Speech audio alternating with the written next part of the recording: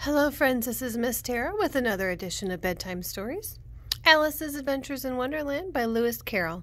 We're on chapter 10, which is called The Lobster Quadrille. The Mock Turtle sighed deeply and drew back of one flapper across his eye. He looked at Alice and tried to speak, but for a minute or two sobs choked his voice. "Same as if he had a bone in his throat," said the Gryphon. And it set to work, shaking him and punching him in the back. At least the Mock Turtle recovered his voice, and with tears running down his cheeks, he went on again. "You may not have lived much under the sea." "I haven't," said Alice. "And perhaps you were never even introduced to a lobster." Alice began to say, "I once tasted," but checked herself hastily, and said, "Never." "So you have no idea what a delightful thing a lobster quadrille is?" "No, indeed," said Alice. "What sort of dance is it?" "Why," said the Gryphon, "you first form into a line along the seashore." "Two lines!" cried the Mock Turtle. "Seals, turtles, and so on.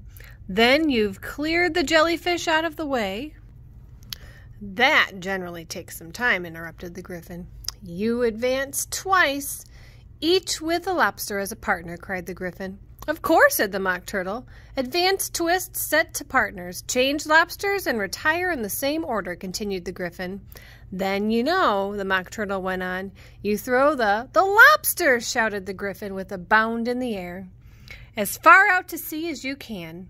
"Swim after them!" screamed the Gryphon. "Turn a somersault in the sea!" cried the Mock Turtle, capering wildly about. "Change lobsters again!" yelled the Gryphon. "Back to land again and—" "That's all the first figure," said the Mock Turtle, suddenly dropping his voice. And the two creatures who had been jumping about like mad things sat down again very sadly and quietly looked at Alice. "It must be a very pretty dance," said Alice timidly. "Would you like to see a little of it?" said the Mock Turtle. "Very much indeed," said Alice. "Come, let's try the first figure," said the Mock Turtle to the Gryphon. "We can do without lobsters, you know. Which shall we sing?" "Oh, you sing," said the Gryphon. "I've forgotten the words." So they began solemnly dancing round and round Alice, every now and then treading on her toes when they passed too close and waving their forepaws to mark the time, while the Mock Turtle sang this very slowly and sadly.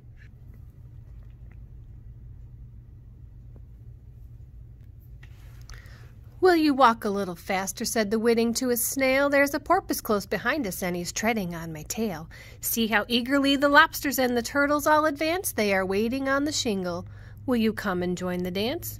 Will you, won't you, will you, won't you, will you join the dance? Will you, won't you, will you, won't you, will you join the dance?" You can really have no notion how delightful it will be when they take us up and throw us up, the lobsters out to sea. But the snail replied, too far, and gave a look askance. Said he thanked the Whiting kindly, but he would not join the dance. Would not, could not, would not, could not, would not join the dance. Would not, could not, would not, could not, would not, could not join the dance. What matters it how far we go?" His scaly friend replied, "There is another shore, you know, upon the other side. Further off from England and nearer it too is France. Then turn not pale, beloved snail, but come and join the dance. Will you, won't you, will you, won't you, will you join the dance? Will you, won't you, will you, won't you, won't you, won't you join the dance?" "Thank you. It's a very interesting dance to watch," said Alice, feeling very glad that it was over at last. "And I do so like that curious song about the whiting." "Oh, as to the whiting," said the Mock Turtle, you've seen them, of course." "Yes," said Alice, "I've often seen them at She checked herself hastily. "I don't know where Din may be," said the Mock Turtle, "but if you've seen them so often, of course you know what they're like." "I believe so," Alice replied thoughtfully.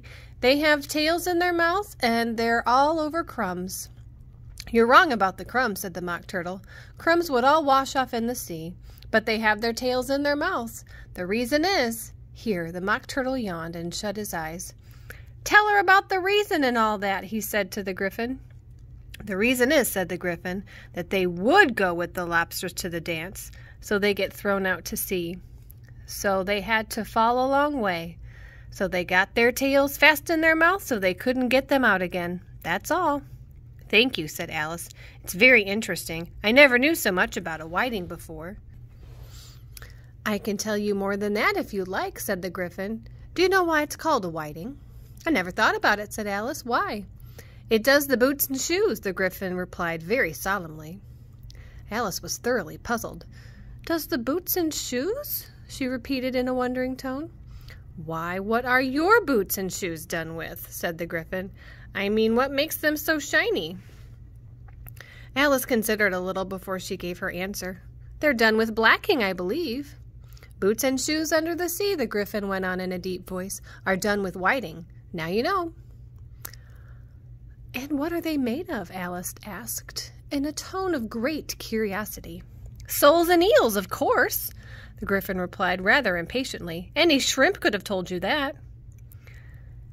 "If I'd been the whiting," said Alice, whose thoughts were still running on the song, "I'd have said to the porpoise, 'Keep back, please. We don't want you with us.'" "They were obliged to have him with them," the Mock Turtle said. "No wise fish would go anywhere without a porpoise." "Wouldn't it really?" said Alice in a tone of great surprise. "Of course not," said the Mock Turtle. "Why, if a fish came to me and told me he was going on a journey, I should say, 'With what porpoise?'" "Don't you mean purpose?" said Alice. "I mean what I say," said the Mock Turtle, replied in an offended tone, and the Gryphon added, "Come, let's hear some of your adventures." "I could tell you my adventures, beginning from this morning," said Alice a little timidly, "but it's no use going back to yesterday, because I was a different person then." "Explain all that," said the Mock Turtle. "No, no, the adventures first," said the Gryphon in an impatient tone. "Explanations take such a dreadful time." So Alice began telling them her adventures, from when she first saw the white rabbit. She was a little nervous about it just at first. The two creatures got so close to her, one on each side, and opened their eyes and mouths so very wide, but she gained courage as she went on. Her listeners were perfectly quiet till she got to the part about her repeating, "You are old Father William," to the caterpillar, and all the words coming out different. And then the Mock Turtle drew a long breath and said, "That's very curious." "It's all about as curious as it can be," said the Gryphon. "It all came different," the Mock Turtle repeated thoughtfully. "I should like to hear her try and repeat something now. Tell her to begin." He looked at the Gryphon as if he thought it had some kind of authority over Alice. "Stand up and repeat. 'Tis the voice of the sluggard," said the Gryphon. How the creatures order one about and make one repeat lessons, thought Alice. I might as well be at school at once. However, she got up and began to repeat it, but her head was so full of the Lobster Quadrille that she hardly knew what she was saying, and the words came out very queer indeed. "'Tis the voice of the lobster," I heard him declare. "You have baked me too brown, I must sugar my hair. As a duck with its eyelids, so he with his nose trims his belt and his buttons and turns out his toes. When all the sands are all dry, he is gay as a lark, and will talk in contemptuous tones of a shark. But when the tide rises and sharks around, his voice has a timid and tremulous sound." "That's different from what I used to say when I was a child," said the Gryphon. "Well, I never heard it before," said the Mock Turtle, "but it sounds uncommon nonsense."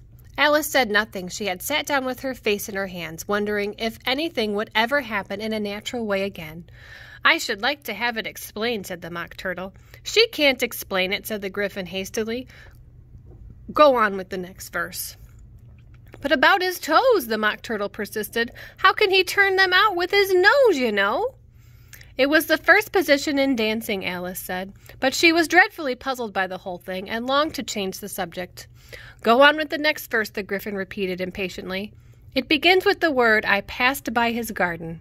Alice did not dare to disobey, though she felt unsure it would come out all wrong.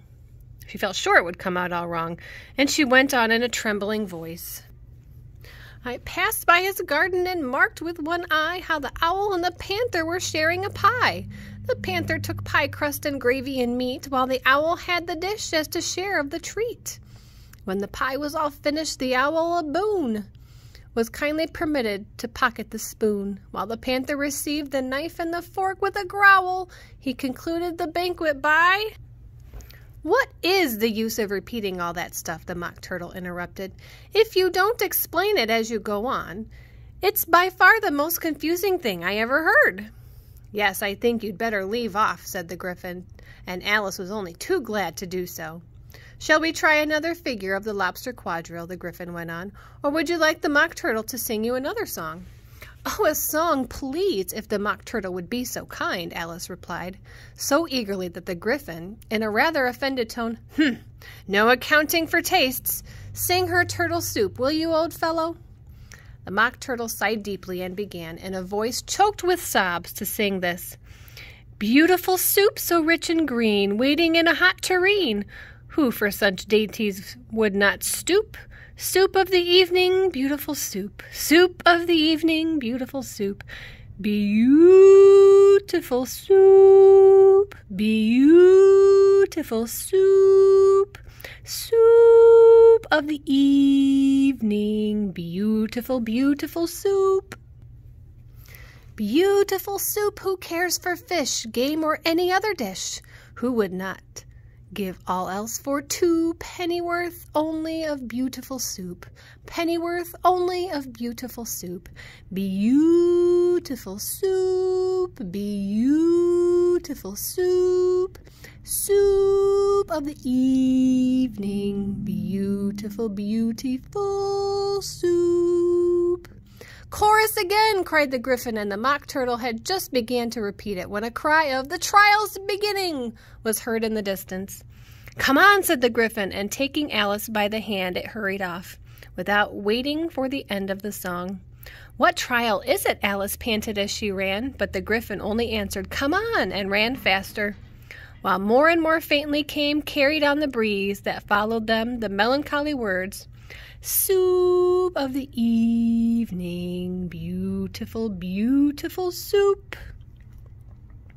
That's the end of the Lobster Quadrille chapter. We'll see you next time, but until then, sweet dreams. Good night.